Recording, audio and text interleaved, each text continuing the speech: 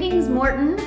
We are coming to you, our community leaders here on Friday, May 15th, and we are having our community leaders COVID-19 conversation, and we wanted to invite you to be a part of this conversation to hear what we've been up to, the daily, probably hourly conversations that we've all had with our leadership team, state, federal, health departments, and so many different entities. And we wanted to give you the latest information of what we know, what we've assessed, and what we're up against as we try and move through our next steps and options.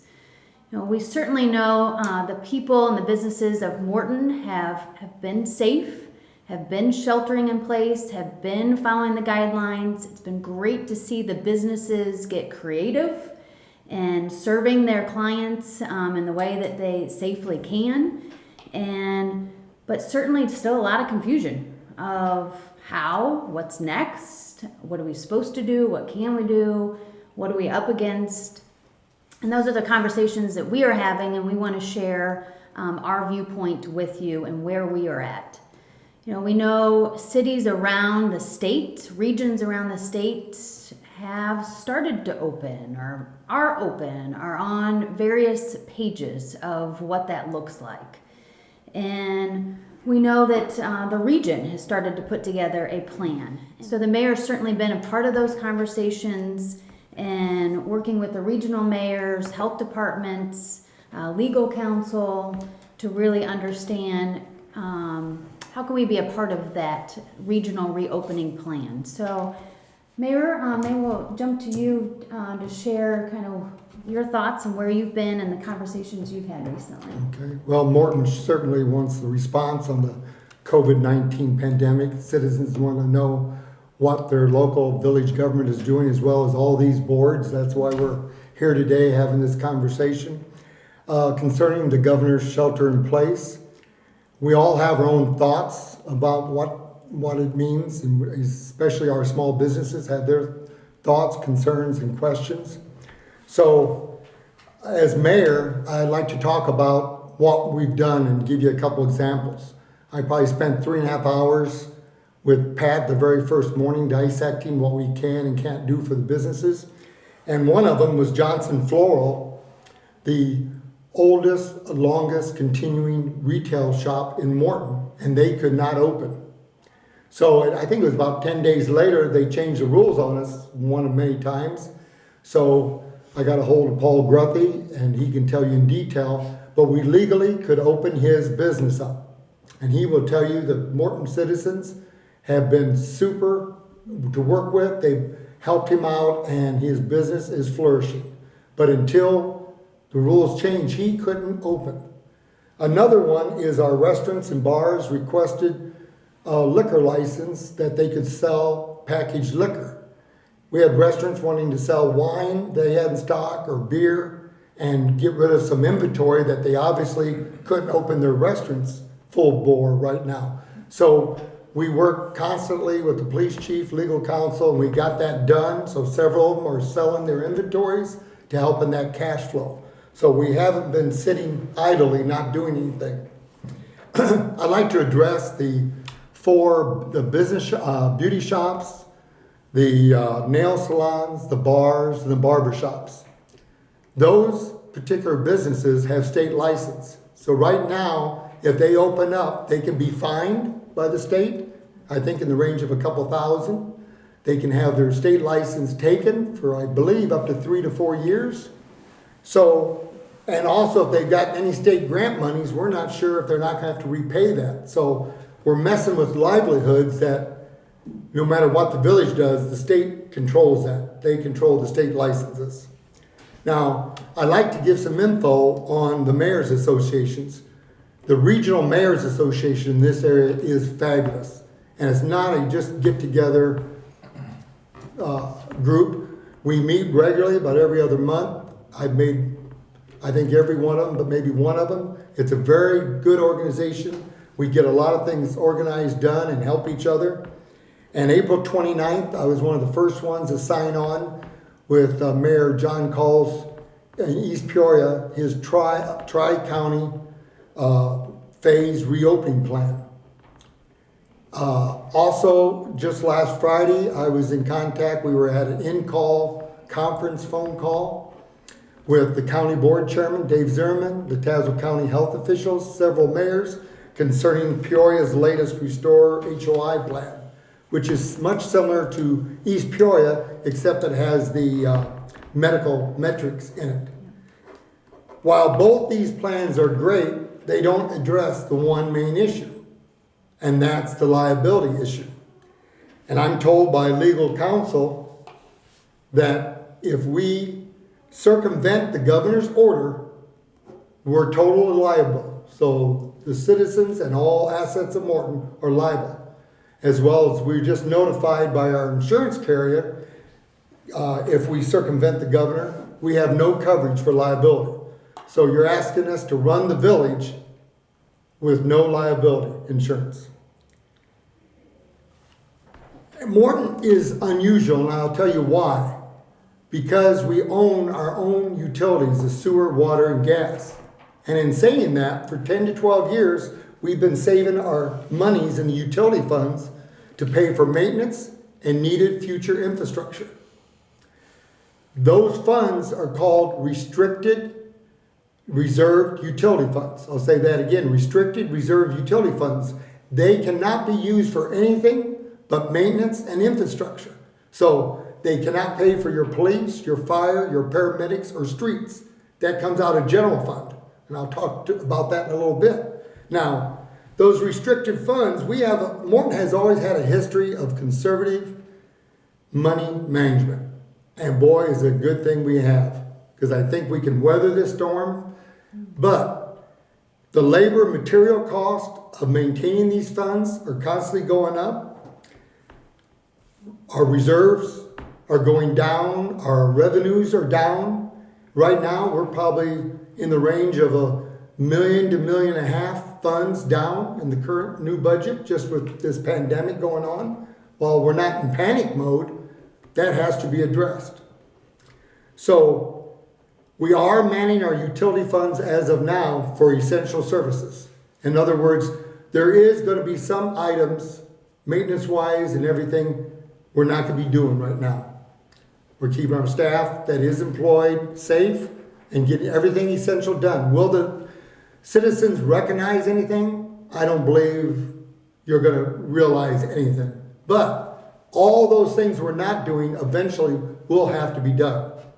So we're trying to weather this storm right now.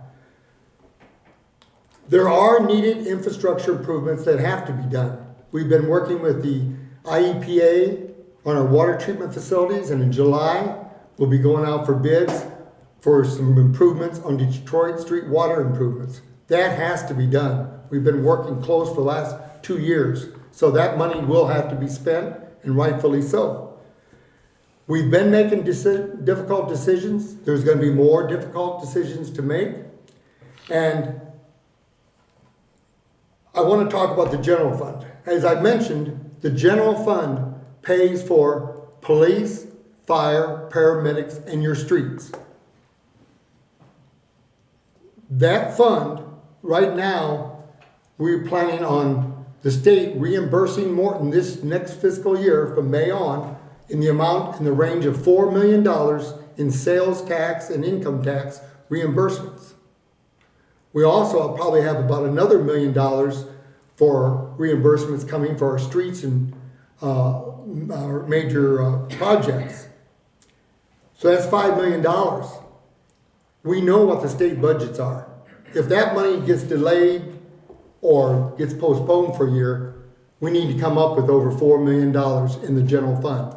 Again, that pays for your police, paramedics, fire, streets. You can't touch the reserved funds for utilities. Thank goodness we have that so we can maintain our infrastructure. Because, as I've dealt with you, Leanne, on one company wanting to come to Morton this week we're talking to, I've also personally in discussions with 2 other businesses that would like to come to Morton. So trying to be on the positive side, we need those businesses, jobs, sales tax, fill-in buildings coming to Morton. One of the main things that attracts them is our infrastructure. So our infrastructure has to stay where it's at. We can't go downhill. So we're gonna have to maintain that eventually, but this year we're gonna get through safely, taking care of business. So everybody's water, sewer, gas flows. You should not notice anything.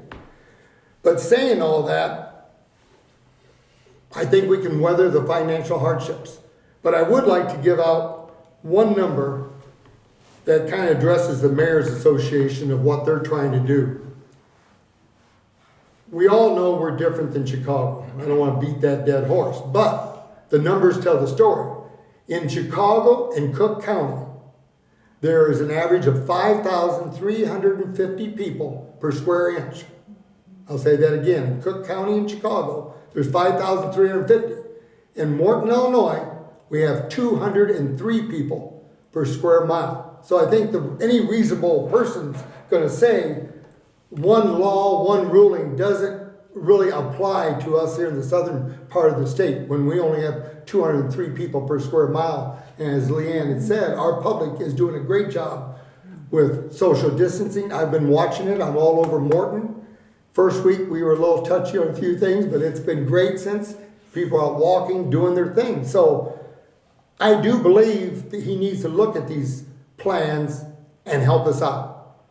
If hopefully by May, my sources originally told me by May 15th, we thought we'd be able to open the beauty shops. Hopefully we can do that by May 29th. If the governor goes beyond that,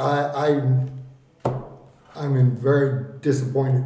We need some help. But we gotta have some help from the state government for the liability issue. You can't expect the staff to run this town with liability issue. And I wanna explain what that means when there's no liability issue.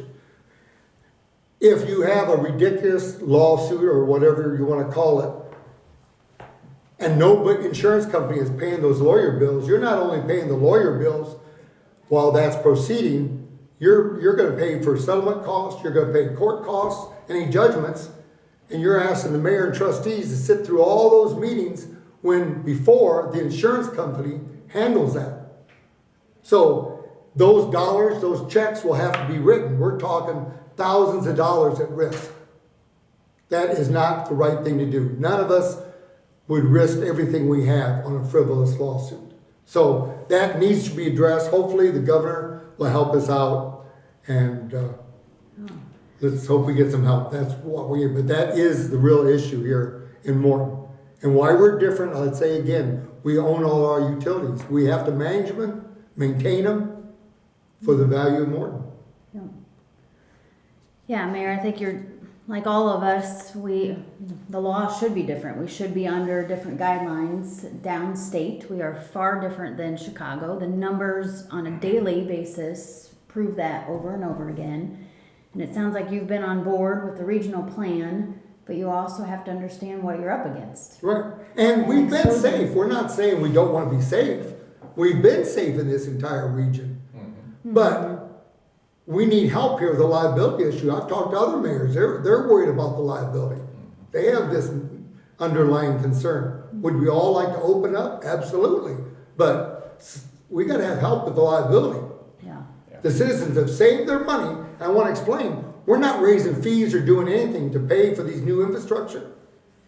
The citizens have paid that bill. It's there to pay for that. But the costs are going up, the management, and we're just in the hole. What have we been in this since March? And we're in the whole $1.5 million already. We're not only want to get our businesses open, we don't want to go $2.5 million in the hole. Yeah. I think a lot of people have said you're fighting a health crisis and you're fighting an economic crisis. Mm-hmm. And when you look at both of them, you're under a variety of guidelines and requirements. And knowing that on the economic side of who controls what, and the state has a lot of control, and businesses are at risk and losing their license, which is like Dr. Hill said best, we have to manage risk. So I'll let you say how you said it, but it was short and sweet and to the point. I think turning to the schools, Jeff said earlier, we all have this hat on of mitigate risk. Go through this. How do we mitigate risk? Can we do this? Mitigate risk. So maybe turn it over to you, Jeff, for kind of things that you've been looking at. Well, I mean, everybody, all the entities kind of building the bridge as you go across it, because this is just unknown, uncharted territory for everybody. In March, the school district, along with all the other school districts in Illinois, were put into a remote learning environment, and Morton, as usual, was tremendous. Our kids, our teachers, our parents, our administrators really stepped up and made that work to the best possible. I mean, we had 95% of our kids that had completed all the essential content that was identified, which is really, it's kind of amazing. It's really amazing. We had things happening like administrators going to students' houses, practicing social distancing, of course, but to check in on kids to make sure things were getting done. And that was pretty routine across our district. And so everyone stepped up and done a great job with that. That being said, that's not how we want to live as a school district. That's not how Morton wants to live as a community. We want kids and teachers back together in the fall. I mean, that's our goal. And that is, that's going to be a challenge, again, talking about mitigating risk and making sure that can be done safely. Those are things that we're researching right now. I'm involved with a couple of different groups of superintendents along with legislators working on solutions to that issue, to that end, trying to make sure that we can do that.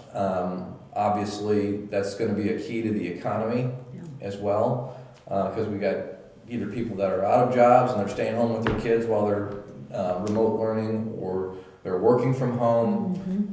It's just not a desirable way to live. And again, trying to stay healthy throughout this whole thing. So right now our administrators are going to be planning on the 26th of May, working on some solutions based on information that we've gathered. Our board is meeting June the 23rd to hear those solutions and give their input as we look toward the fall, and with a hopeful reopening of school, having kids and teachers, back in the seats, and obviously the governor has a reopening plan that has phases, and I know there's a regional plan that Mayor Kaufman has talked about that has a little bit more of a fast track on that, but there's a lot of things that have to be figured out in both of those scenarios. And so we're keeping our ear to the ground and trying to make sure that we can make the best decision possible for our kids. Yeah. I know we've heard a lot of great comments about the school district and the educators, and just everybody getting through and making the shift and trying to make the best of it. So wrapping up the school year. But our screen time is probably too high right now. So we'd like to reduce the screen time and get a little bit more interaction. I think kids and teachers miss each other, and we miss seeing the kids every day, and we just want to move back to normal safely, of course. Yeah, absolutely.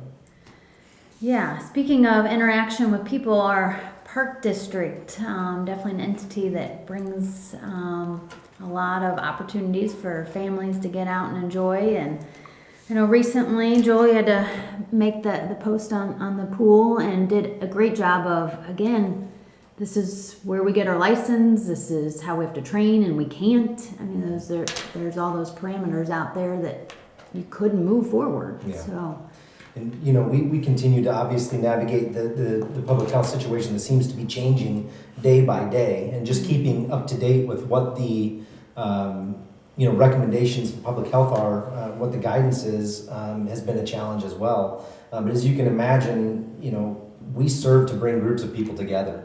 Our park district here, what we pride ourselves on is offering great facilities and programs for people to be able to come together and enjoy time with each other, and also reap the health benefits of socialization and all those things that we've talked for decades and decades about the importance of.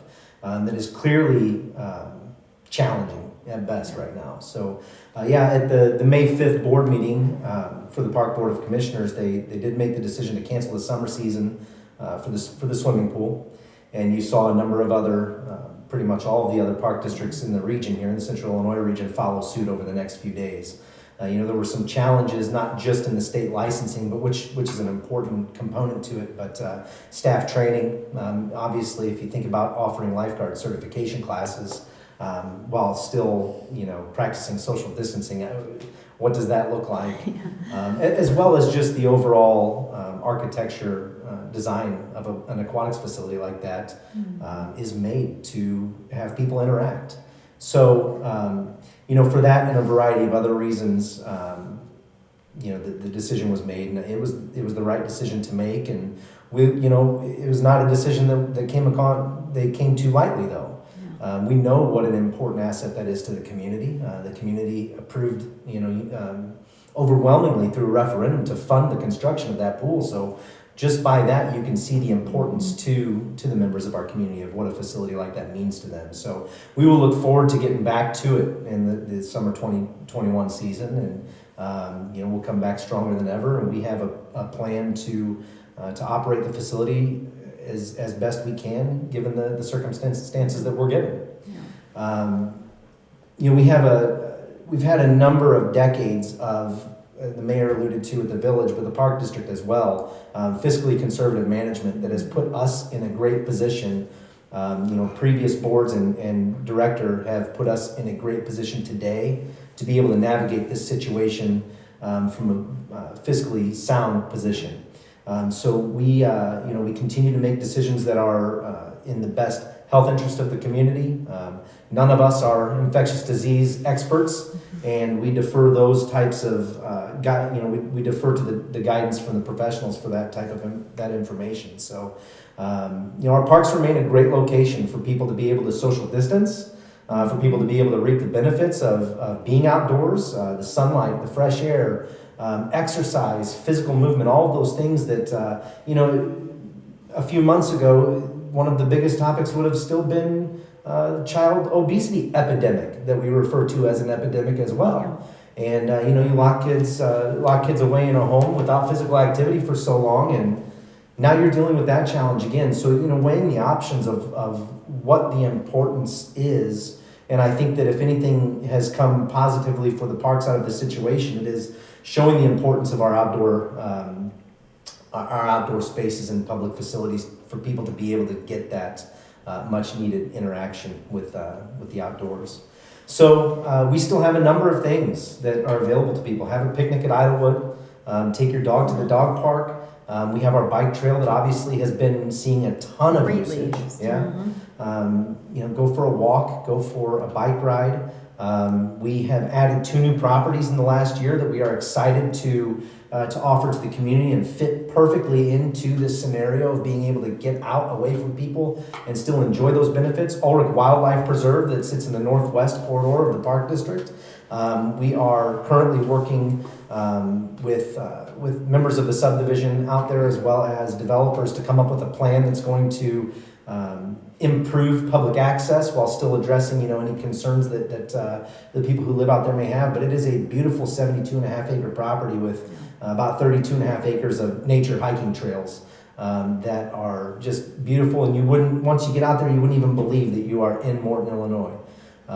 So that's a fantastic option. And then our Lakewood Park property that sits behind Taco Bell, Dunkin' Donuts is a 13.5 acre property. We hope to, in the coming weeks, have a public entrance constructed and developed, as well as some parking area for people to be able to get out and enjoy that property as well. Public fishing, which I know DNR has extended, the Department of Natural Resources has extended fishing license through the end of this epidemic. So if you had a fishing license that is expired, you don't have to worry about going to the store and renewing it. Go ahead and go out and do some fishing.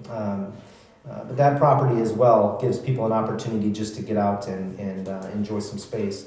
And we continue to move forward with some of the infrastructure projects that we had in the books to keep our local contractors and developers working. We have continued to work with a number of local businesses here in Morton as well as the Peoria area to keep those jobs that we were planning on as much as we can help to keep those people working. And there's a number of organizations and companies that continue to be essential workers during this time and are still working on infrastructure type projects like we are. So we're also excited to be opening up Monarch Park here in the near future that will be an educational piece, an educational addition to our properties. regarding pollinators and butterflies. We're excited about that. You should see some plantings being done here now that the cold weather is hopefully over. But that the cold weather being over also will present us with some challenges. You know, as the weather becomes nicer, we all know we're going to expect more people to be out in our parks. Mm-hmm. And one thing that has been in place and has not changed since the first executive order is all of our playgrounds are currently shut down and not available to the public.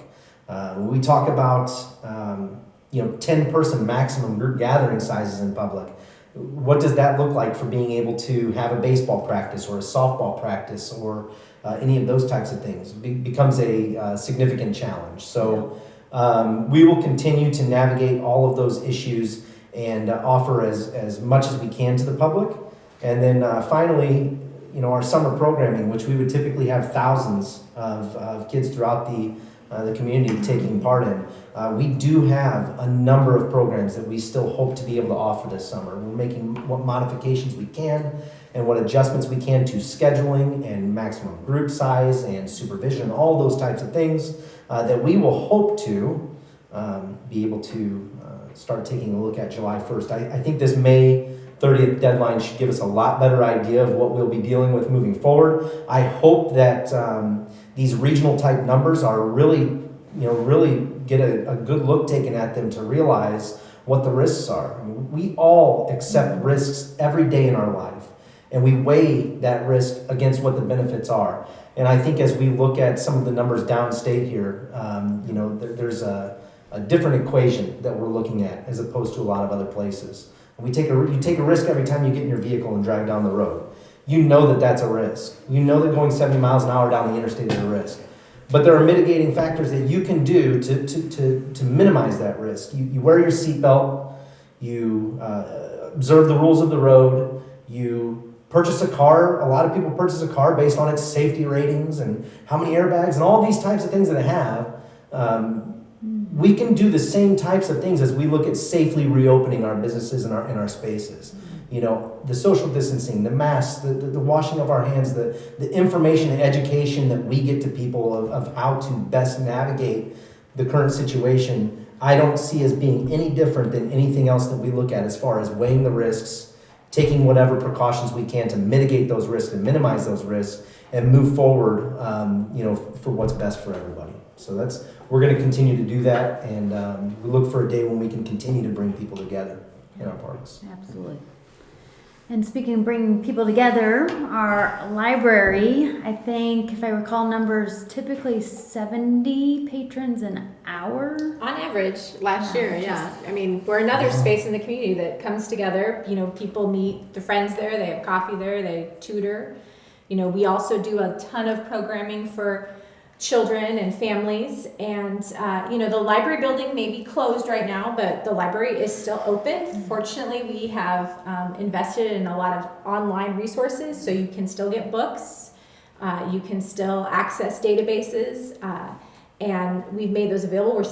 We're still issuing library cards. We've issued over 100 library cards since we closed 2 months ago. And thanks to our partnership with the school district, we've issued cards for students who needed to get access to online resources when they were learning at home. And then the library board did extend, if you live within Morton or if you live in Groveland but don't have a child attending District 709, so you're not served by the library, we did extend our non-resident cards available digitally to those people as well. So, we're trying to serve the public the best we can during this. Our reading garden is open. I've seen people out there, reading on the benches. We have Wi-Fi available in our parking lot. So we're still doing a lot to serve the community. And as Dr. Hill said, we're trying to mitigate risk. We're not like a store where you take an item home and then it's yours forever. It's going to come back and it's going to go to someone else. And, right now we did start accepting returns of materials, and we're quarantining all those items for up to 5 days so that we can try to keep staff and patrons safe. So we're doing that. We are planning to do what we're calling Book Valet, which is our curbside service, starting. We want to have it up and running in early June. Summer reading, which is, of course, what we're usually talking about right now, is all about summer reading. Summer reading will still happen. it's just going to look a little different. But, the board and the staff are dedicated to serving the community. The team's been working on what does, a phased reopen look like for the library? What does summer reading in a social distancing environment look like? We've invested in some online software that will manage the summer reading process. We have some fun ideas for some different and unique prize opportunities since, we can't kind of do our traditional prizes the way we've done. We're not going to have an end of the summer pool party, but we're going to work with the park district on having something equally, fun and special within the constraints that we provided. So, we're still here, we're still serving the community, and, we're trying to think long term about how we can do that safely. Oh, excellent.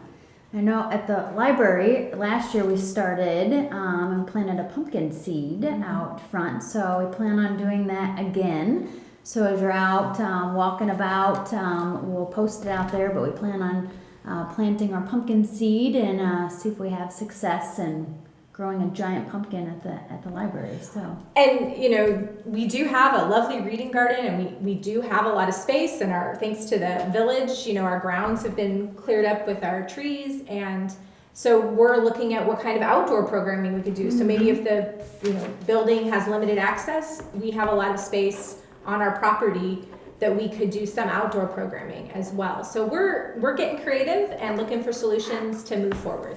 excellent. Well, certainly speaking of festival and programming, chamber, board, staff, advisory committee, just like everybody else here, what are the guidelines? What's it going to look like in September? What are the requirements? How do we mitigate risks? Insurance, state license for a pumpkin festival. So we put out there July 7th. We kind of tried to do a backdoor of what's our timeline and working with our vendors and ordering. How far can we push it out to really understand what the landscape looks like for September? And so we'll know more, and we're meeting weekly. So a lot of plans well underway of, pivot and how can it look? And, the goal of Pumpkin Festival is, again, gather. I mean, we gather 75,000 people in our community. It's going to be our 54th festival. Gather and give back are the two core components of festival. And gather will look different, but we are very focused on the give back.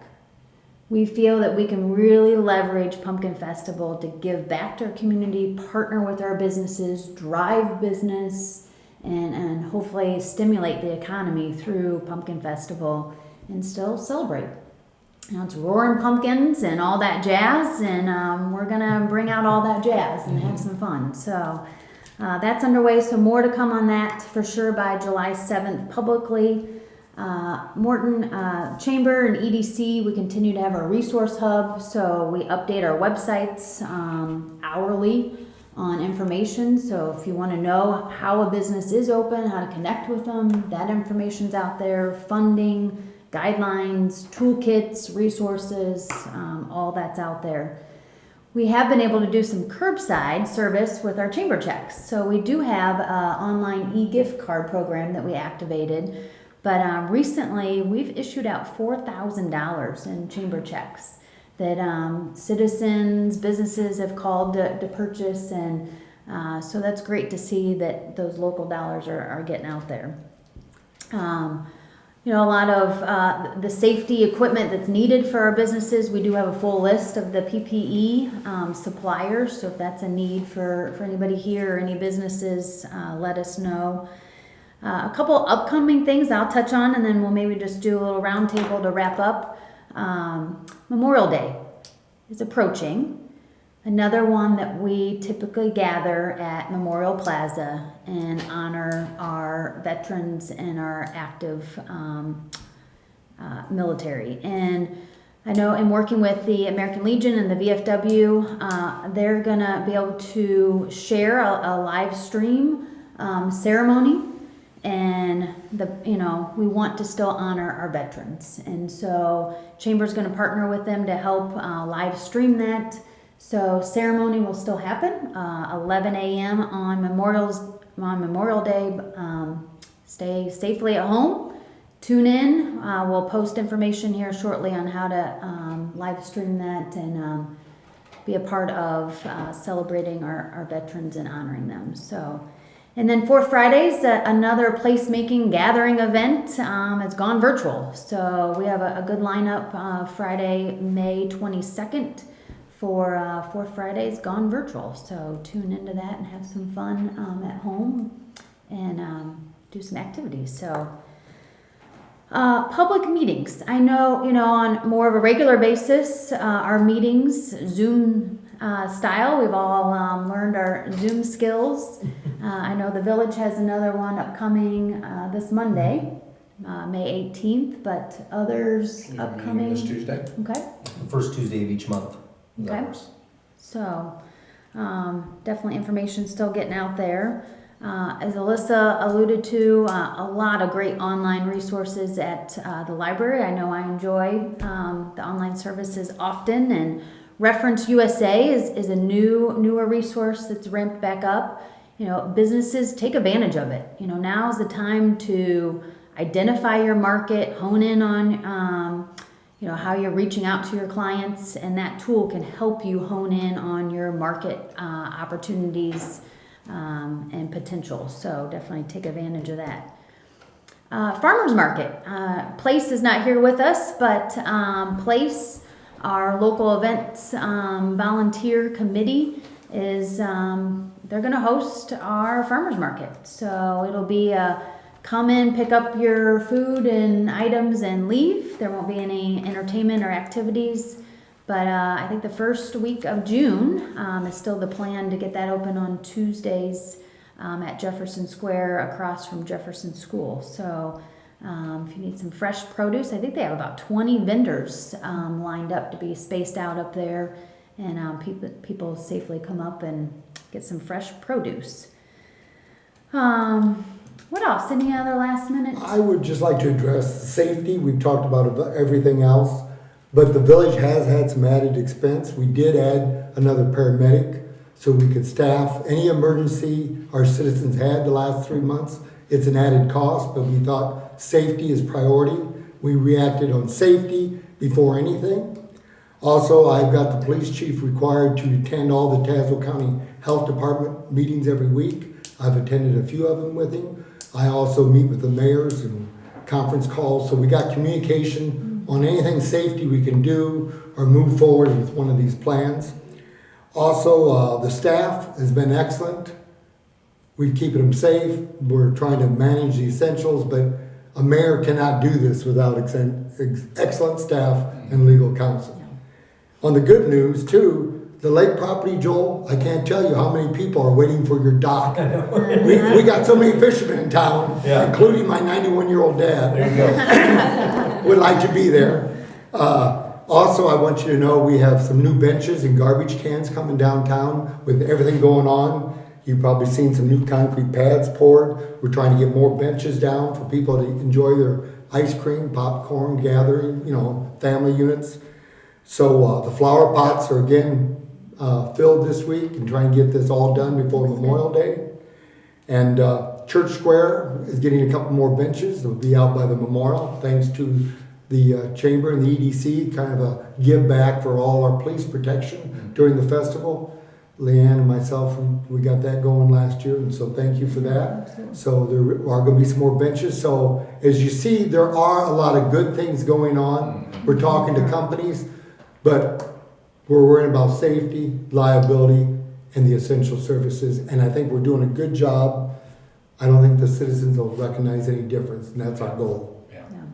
I think to piggyback on what the mayor just said, my earlier comments focused mostly on what we're thinking about for the fall and what we've just gone through as far as remote learning. But as you can tell, if you drive by the junior high school, there's lots of good work going on there to improve that facility. And so I'm sure all of us have been in this boat of figuring out the short term while continuing to make things work in the long term to improve the services that we provide our taxpayers in the village. And so, Morton Junior High School, we've got that going on. We've got some physical improvements to the high school facility as well that are happening. we continue to take care of the buildings and get them ready for the fall. And so lots of work just continuing to go on behind the scenes. That's part of our everyday lives, but I am making improvements that people will notice and hopefully get to experience in the fall. Yeah, absolutely. And I would say one last thing, I'd encourage the public to watch our meetings the next month or so.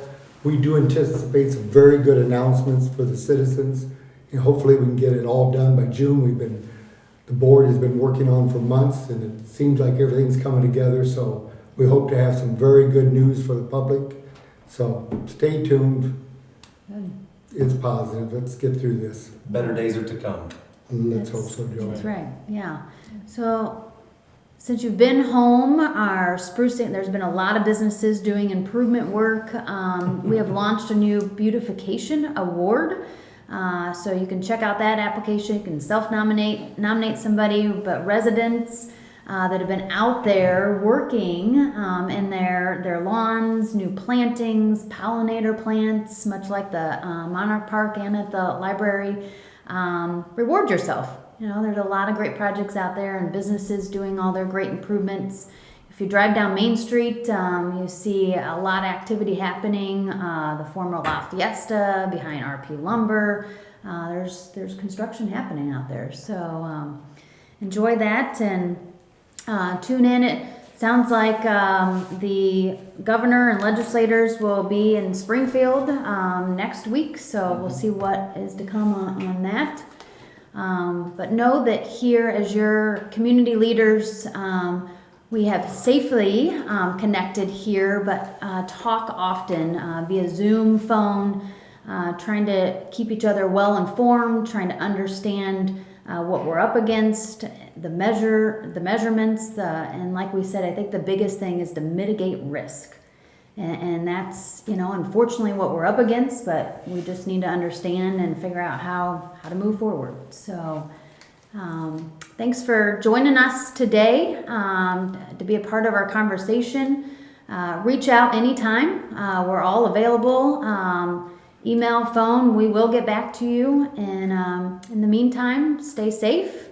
Get outside when the sun is shining and enjoy some walks and shop, support local. So together we are Morton and we will move forward. Thank you all for being a part of this today. Oh, thank you. Yeah. Thank you. Thanks, everybody.